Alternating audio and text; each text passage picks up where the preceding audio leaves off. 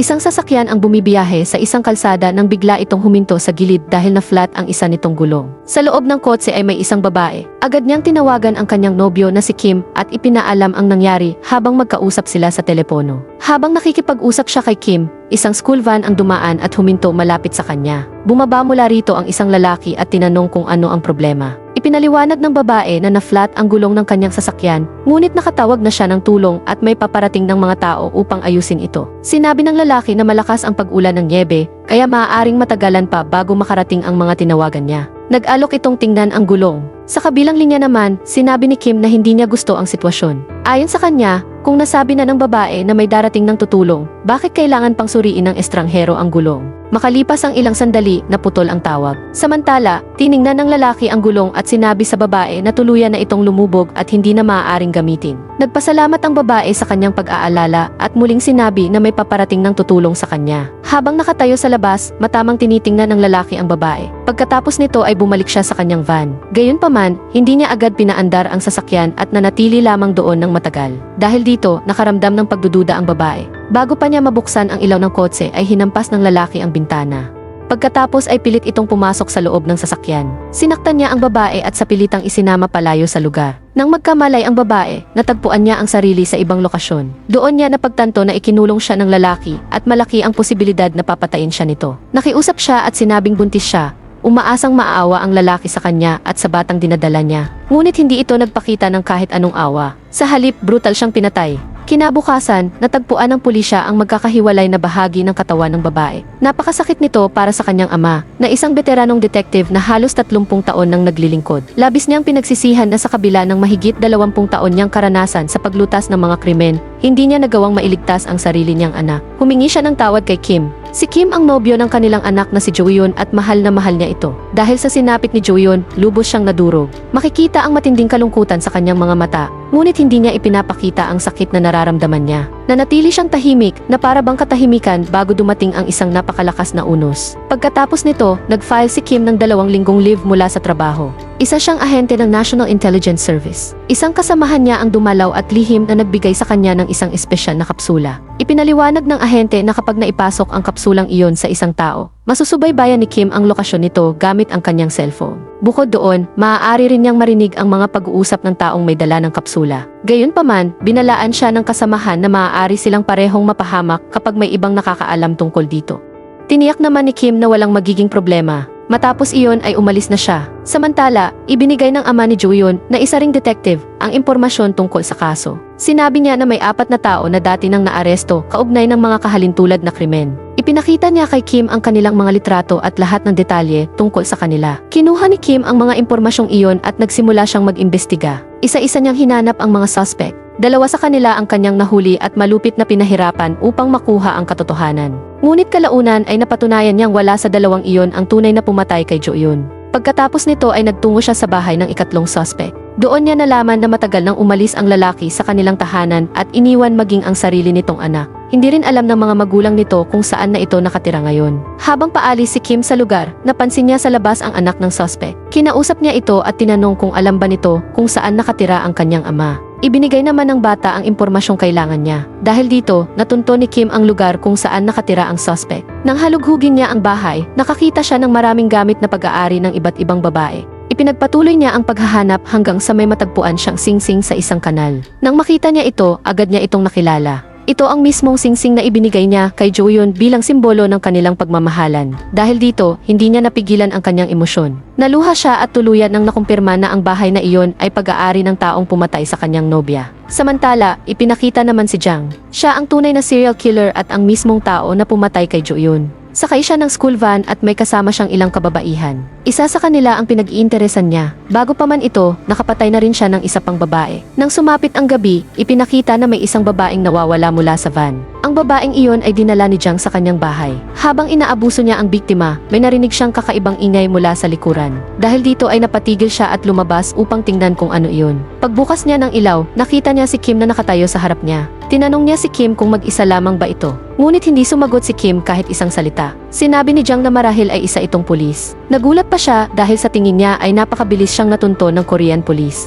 Ngunit sinabi rin niyang hindi alam ng kaharap niya kung sino talaga siya. Pagkatapos noon ay agad siyang sumugod kay Kim habang may hawak na matalim na armas. Ngunit mabilis na nakailag si Kim at gumanti ng matitinding suntok at atake. Nagpalitan sila ng mararahas na suntok. Kahit nakaganti rin si Jang ng ilang beses, mas mabilis at mas bihasa si Kim sa pakikipaglaban. Unti-unti niyang dinomina ang laban at halos hindi makalaban ang serial killer. Kalaunan ay tinakpan ni Kim ang mukha ni Jang gamit ang plastic. Dahil dito ay nahirapan itong huminga at halos mawala ng malay. Hindi siya tinantanan ni Kim at patuloy siyang pinahirapan hanggang sa muntik na itong mamatay. Sa harap nila ay may malaking bato. Binuhat ito ni Kim at tila handa na niyang durugin ang ulo ng mamamatay tao. Ngunit sa huling sandali ay pinili niya itong buhayin at huwag patayin. Pagkatapos nito, inilabas niya ang espesyal na kapsulang ginagamit sa pagsubaybay. Palihim niya itong ipinasok sa bibig ni Jang nang hindi nito namamalayan. Dahil dito, maaari na niya itong bantayan at sundan saan man ito magpunta nang hindi nalalaman ng serial killer. Sa pagkakataong iyon, nawalan ng malay si Jang. Dahil dito, ang babaeng muntik na niyang biktimahin ay nakaligtas at naisalba ang kanyang buhay at dangal. Pagkaraan ng ilang oras, nagkamalay si Jang. Nang dumilat siya, napansin niyang may nakahandang sobre malapit sa kanya na puno ng pera. Matapos makita iyon, agad siyang umalis sa lugar. Habang naglalakad siya sa daan, may nadaanan siyang taxi kaya humingi siya ng sakay. Dalawang lalaki ang nasa loob ng sasakyan at pinasakay nila siya. Samantala, mula sa malayo ay minamanmanan siya ni Kim. Dahil nasa loob pa rin ng katawan ni Jang ang tracking capsule, nakikita ni Kim sa kanyang cellphone ang bawat galaw nito. Alam niya kung nasaan si Jang, saan ito pupunta, at maging ang mga pag-uusap nito. Habang nasa taxi, hindi alam ng dalawang lalaki kung sino talaga ang kanilang isinakay. Maya-maya lamang ay pinatay sila ni Jang. Pagkatapos noon ay binuksan niya ang compartment sa likod ng taxi at nagulat nang makitang mayroon ng bangkay doon. Dahil dito, napagtanto niyang kriminal din ang dalawang lalaking iyon. Tulad niya, may pinatay rin silang tao at balak lamang itapon ang bangkay sa isang liblib na lugar sa highway. Iniwan ni Jang ang tatlong bangkay sa kalsada at saka siya umalis. Dahil marami siyang natamong sugat, nagtungo siya sa isang doktor upang magpagamot. May isang nurse doon na agad niyang napagtuunan ng pansin. Nang pumasok ang nurse sa isang hiwalay at tahimik na silid, nadatnan niya si Jang na naghihintay na sa loob. Agad nitong isinara ang pinto at ikinandado mula sa loob. Takot na takot ang nurse habang nakatingin sa kanya si Jang. Sinabi ni Jang na noong gabing iyon ay may balak sana siyang magsaya kasama ang isang babae, ngunit may isang lalaki raw na sumira sa lahat ng kanyang plano. Idinagdag pa niya na ayaw niyang may sumira muli sa kanyang kasiyahan. Nakiusap ang nurse na pakawalan siya at hayaang umalis, ngunit walang pakialam si Jang. Isa siyang ganap na psychopath na walang awa at walang kahit katiting na simpatya sa ibang tao. Bagamat tao ang kanyang anyo, mas maihahambing siya sa isang mabangis na hayop. Bago pa niya maisagawa ang balak niyang pang-aabuso sa nurse, dumating si Kim. Mula sa likuran ay hinampas niya si Jang sa ulo gamit ang hawak niyang silindro.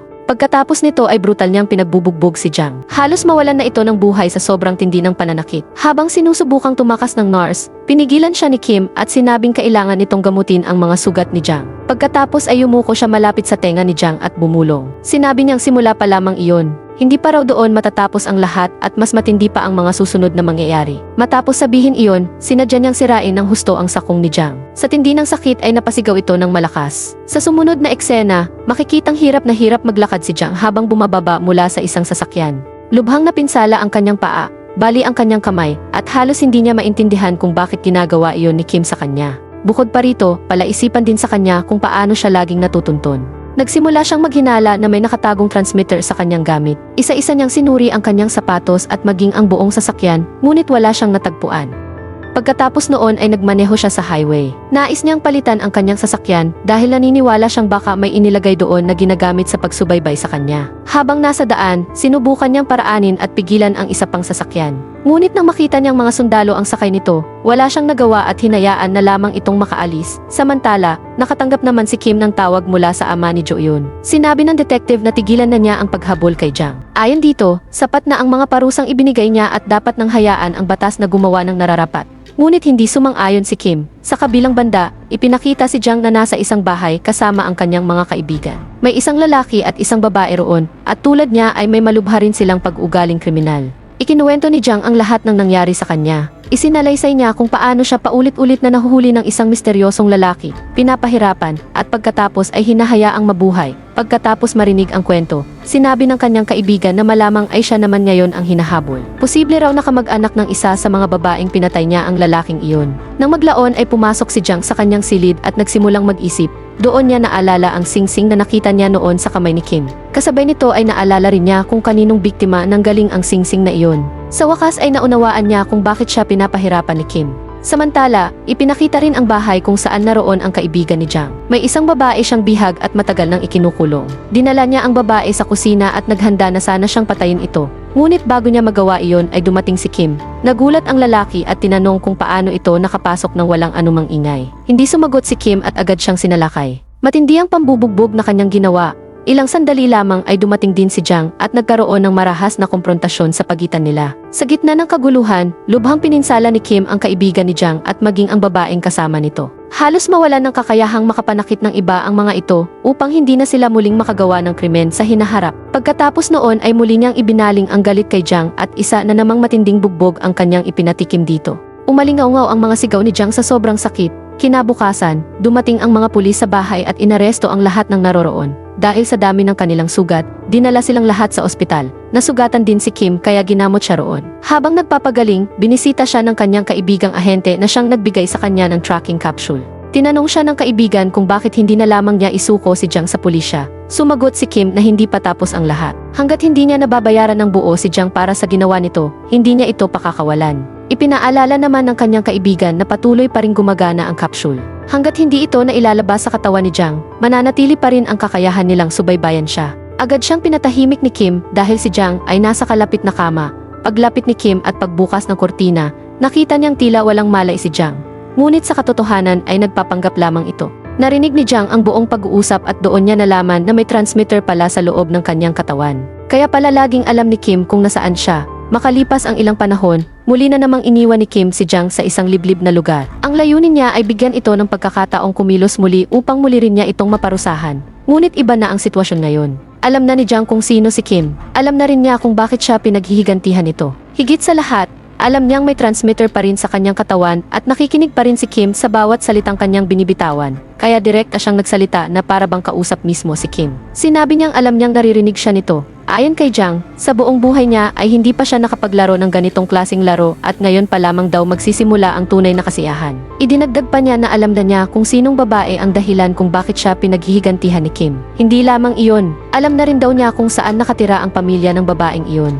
Sinabi niya kay Kim na habang buhay nitong pagsisisihan ang isang bagay, ang hindi pagpatay sa kanya noong nagkaroon ito ng pagkakataon. Pagkatapos ay may isa pa siyang ibinunyag. Sinabi ni Jiang na habang pinapatay niya noon ang nobya ni Kim, sinabi umano nito sa kanya na buntis siya, at sa wakas, ipinagtapat niya ang lihim na iyon kay Kim. Pagkatapos ng lahat ng sinabi ni Jiang, may isa pa siyang mas masakit na ibinunyag kay Kim. Sinabi niya na habang nagmamakaawa si Joyun para sa kanyang buhay, hindi siya naawa kahit kaunti. Ayon kay Jiang, nagmakaawa ito na huwag siyang patayin, ngunit hindi niya pinagbigyan ang anumang pakiusap nito. Idinagdag pa niya na sana raw ay naroon si Kim noong mga oras na iyon upang mailigtas ang kanyang nobya. Matapos sabihin ang mga salitang iyon, nagtungo si Jiang sa isang butika. Doon ay bumili siya ng gamot na pampadumi. Ang tunay niyang pakay ay mailabas mula sa kanyang tiyan ang tracking capsule na inilagay ni Kim sa kanya. Nang magtagumpay siyang mailabas ang kapsula, hindi niya ito itinapon. Sa halip, ipinasok niya ito sa katawan ng ibang tao upang iligaw ang pagsubaybay ni Kim. Nang makarating si Kim sa lugar, huli na ang lahat. Wala na si Jiang doon. Dahil nasa ibang tao na ang capsule, nawalan siya ng paraan upang malaman kung nasaan na ang tunay na serial killer. Dahil dito, nagpasya siyang pumunta sa ospital upang kausapin ang isa sa mga kasamahan ni Jiang, ang lalaking may kapareho ring marahas at baluktot na pag-iisip.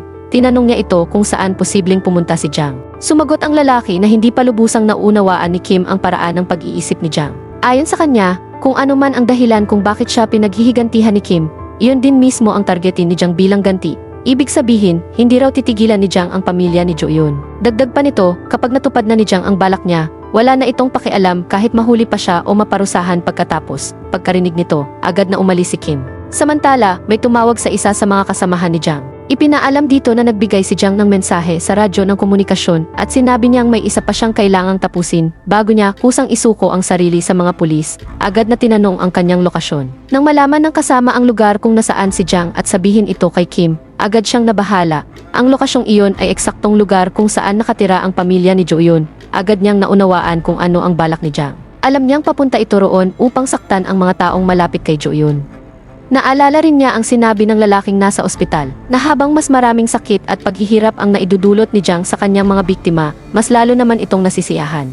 Ibig sabihin, kung makarating si Jiang sa pamilya ni Joyun, hindi niya sila basta-basta papatayin. Pahihirapan muna niya sila ng matindi. Dahil dito, ginawa ni Kim ang lahat upang maunahan siya. Ngunit hindi siya umabot sa tamang oras. Nauna si Jiang sa bahay ng pamilya ni Jo-yun. Pagdating doon, brutal niyang sinaktan ang ama ni Jo-yun. Hindi lamang iyon, pinatay rin niya ang kapatid ni Jo-yun bago siya tuluyang umalis. Nang makita ni Kim ang sinapit ng pamilya ng kanyang nobya, tuluyan siyang nadurog. Napagtanto niya na may bahagi rin siyang pagkakamali sa nangyari. Naisip niya na kung pinatay niya na lamang si Jiang noong una pa lang siyang nagkaroon ng pagkakataon, hindi na sana nangyari ang lahat ng ito. Samantala, matapos maisakatuparan ang kanyang plano, tumawag si Jiang sa pulisya. Sinabi niyang nais na niyang sumuko at ibinigay pa niya ang kanyang lokasyon. Ang dahilan kung bakit gusto niyang magpasakop sa mga otoridad ay upang hindi na siya maabot ni Kim. Alam niyang kapag nasa kustodya na siya ng pulisya, hindi na siya madaling mapaghihigantihan. Sa ganoong paraan, habang buhay na magdurusa si Kim at siya ang magwawagi sa larong kanilang nilalaro, pumunta si Jiang sa lugar na itinakda niya at nadatnan niyang naghihintay na roon ang mga pulis. Ngunit bago pa siya tuluyang maaresto, dumating si Kim. Sa isang mabilis na pagkilos, dinukot niya si Jiang mula sa sasakyan at dinala ito palayo. Pagkatapos ay isinama niya ito sa mismong bahay kung saan pinatay ni Jiang si Jo-yun. Doon niya ito itinali sa lugar kung saan dati nitong pinapatay ang mga biktima. Muli niyang pinahirapan si Jiang. Habang nagdurusa, paulit-ulit na sinabi ni Jiang na patayin na siya. Nagtataka rin ito kung bakit hindi na lamang siya tapusin ni Kim. Ngunit sumagot si Kim na hindi ganoon kadaling matatapos ang lahat. Sinabi niyang kung gusto niya talagang patayin si Jiang, matagal na niya sana itong ginawa. Ayon sa kanya, papatayin niya si Jiang sa oras na maramdaman nito ang pinakamatinding takot at sakit sa buong buhay nito. Kapag nakita niya sa mga mata nito ang tunay na desperasyon at pangamba, saka lamang niya maituturing na kumpleto ang kanyang paghihiganti. Dahil dito, nagsimulang magmakaawa si Jiang. Nakiusap itong pakawalan siya at huwag nang patayin. Ngunit sinabi ni Kim na marahil ay maraming beses na niyang narinig ang ganoong pagsusumamo mula sa kanyang mga naging biktima. Ngayon naman, siya ang makakaranas ng parehong pakiramdam. Pagkatapos ay tinanong niya si Jiang kung natatakot na ba ito. Ngunit sa halip na sumagot ng seryoso, tumawa lamang si Jiang. Sinabi nitong wala siyang nararamdamang takot o sakit. Ayon sa kanya, alam na iyon ni Kim mula pa noon. Dahil dito, sinabi ni Kim na nais niyang maramdaman ni Jiang ang sakit kahit sa mismong sandali ng kanyang kamatayan. Pagkatapos noon ay isinara niya ang pinto. Naglagay siya ng lubid sa loob ng bibig ni Jiang. Sa itaas ng lugar kung saan ito nakatali ay may nakahandang malaking talim. Ang mekanismong ginawa ni Kim ay simple, ngunit nakamamatay. Kapag nahila ang lubid na nasa bibig ni Jiang, babagsak ang malaking talim diretso sa liig nito. Ang kabilang dulo ng lubid ay nakakabit sa pinto. Matapos maihanda ang lahat, umalis si Kim. Paglabas niya ng bahay, may isang taxi na dumating. Sakay nito ang mga magulang ni Jiang at ang kanyang anak. Sa loob ng bahay, patuloy na nagsasalita si Jiang. Sinasabi niyang makakaligtas siya at walang sinuman ang kayang pumatay sa kanya. Ipinagmamalaki pa niyang wala siyang kinatatakutan. Hindi niya alam na may iniwang recording device si Kim at naririnig nito ang bawat salitang kanyang binibitawan. Ilang sandali pa ay nakita ni Jiang na nasa labas na ang kanyang pamilya. Napansin din siya ng mga ito sa loob ng bahay. Nang makita siyang nakatali, agad nilang sinubukang pumasok upang iligtas siya. Gustong sigawan ni Jiang ang kanyang pamilya na huwag buksan ang pinto. Alam niyang kapag bumukas iyon, mahihila ang lubid at gagana ang bitag.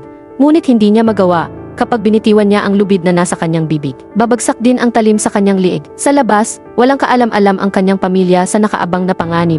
Patuloy nilang binubuksan ang pinto upang iligtas siya. Sa pagkakataong iyon, unang beses na tunay na nakita sa mga mata ni Jiang ang takot at paghihirap. Ang parehong takot at sakit na matagal niyang ipinadama sa napakaraming inosenteng tao ay siya na ngayong nararanasan niya. Nasa parehong sitwasyon siya ng kanyang mga naging biktima. Gustong-gusto niyang isigaw na huwag buksan ang pinto. Ngunit hindi niya magawa. Habang unti-unting bumubukas ang pinto, dahan-dahan ding nabibitawan ang lubid mula sa kanyang bibig. At nang tuluyan itong mabuksan, agad na bumagsak ang malaking talim mula sa itaas. Diretso itong tumama sa liig ni Jiang.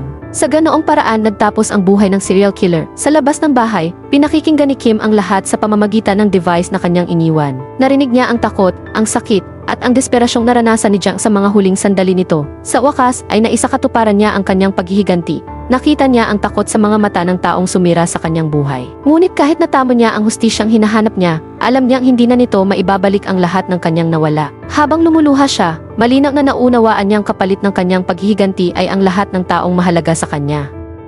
Shout out at salamat sa lahat ng nagko-comment at sumusuporta sa channel. Ito ang ilan sa mga active viewers natin.